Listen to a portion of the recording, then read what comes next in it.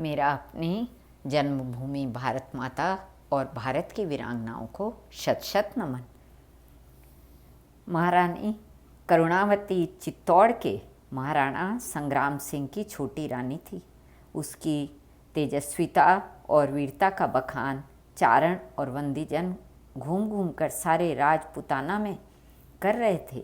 महाराणा का स्वर्गवास होने पर राजकुमार विक्रमादित्य और रत्न सिंह में युद्ध छिड़ गया, परंतु कालांतर में ही बूंदी के राजकुमार सूरजमल और रत्न सिंह में आम्बेर की राजकन्या के पाणी ग्रहण के लिए विकट संग्राम हुआ, जिसमें राजकुमार रत्न सिंह मारा गया। राज्य सिंहासन पर विक्रमादित्य का ही आधिपत्य रहा, पर वह निकम्मा और कायर था। मेवाड़ के शासन की अवस्था का लाभ उठाकर गुजरात के बादशाह बहादुर शाह ने चित्तौड़ पर छापा मारा। विक्रमादित्य में इतनी शक्ति तो थी नहीं कि वह बहादुरी से सामना करे, और इधर असंतुष्ट सैनिक बहादुर शाह से जा मिले।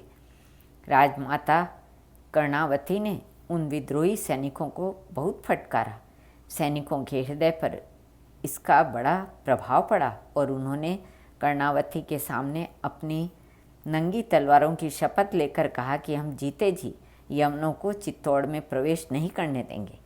महारानी इनके संचालन और सेनापतित्व का उत्तरदायित्व अपने कंधों पर लेकर रणभूमि में काली की तरह कूद पड़ी और तलवारों को यवनों का खून पिलाकर उसने उन्हें महावर की लता के समान इधर उधर फेंक दिया। कई दिनों तक खंड युद्ध होता रहा।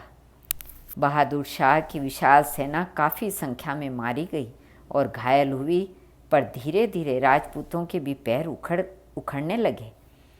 अंत में राजपूत सरदारों ने उस राजपूत बाला से कहा कि किले की कुंजी बहादुर के पास भेज दी जाए। यह सुनकर रानी क्रोध से पागल हो गई और उसने उन कायर सरदारों से कहा कि राजपूतों को इस तरह के वचन कभी नहीं कहने चाहिए। शेर खरगोशों के सामने कभी सिर नहीं झुका सकता। राजपूत शरीर में रक्त रहते शत्रु के सामने कभी आत्मसमर्पण नहीं करते। राजपूत शांत हो गए। किसी को साहस नहीं हुआ कि वह महारानी का प्रतिवाद करे। इसी समय मुगलों और पठानों में युद्ध छिड़ गया। दिल्ली के सिंहासन पर हुमायूं का अधिकार था। रानी कर्णावती ने मुगल सम्राट को अपनी राखी बंधु बनाना चाहा। जिस राजपूत स्त्रियां राखी भेजकर अपना भाई बनाती थी, वह अपने को सौभाग्यशाली और गौरवान्वित समझता था। हुमायूं उन दिनों अपने प्रतिद्वंदी शेर शाह से बंगाल में निपट रहा था। राखी पाते ही हुमायूं बंगाल की लड़ाई स्थगित कर चित्तौड़ की ओर चल पड़ा, पर उसने चित्तौड़ पहुंचने के पहले ही चित्तौड़ का सर्वनाश हो चुका था। किले पर पठानों का झंडा फहरा रहा था। हुमायूं की प्रतीक्षा में कई दिन बीत गए। पठानों का दबदबा बढ़ता जा रहा था। तब रानी ने राजपूतों से ललकार कर कहा कि आप केसरिया बाना पहनकर रण में कूद पड़ें और हम स्त्रियां अग्नि की गोद में अपने आप को समर्पित कर स्वर्ग में आपसे आ मिलेंगी। वीर राजपूत दुश्मनों पर टूट पड़े। भयंकर मार काट मच गई। इधर राजपूत वीर शत्रुओं प्राणों से खेल रहे थे और उधर वीर छत्राणी कर्णावती 13,000 छत्राणियों के साथ जौहर की ज्वाला में कूद पड़ी।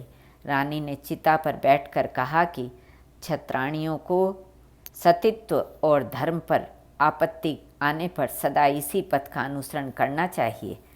थोड़ी ही देर में जौहर की ज्वाला ने सबको अग्नि रूप बना लिया। बहादुर शाह ने नगर में प्रवेश किया। वहाँ राख और हड्डियों के सिवा और कुछ नहीं था। इतने में हुमायूं भी पहुँच गया।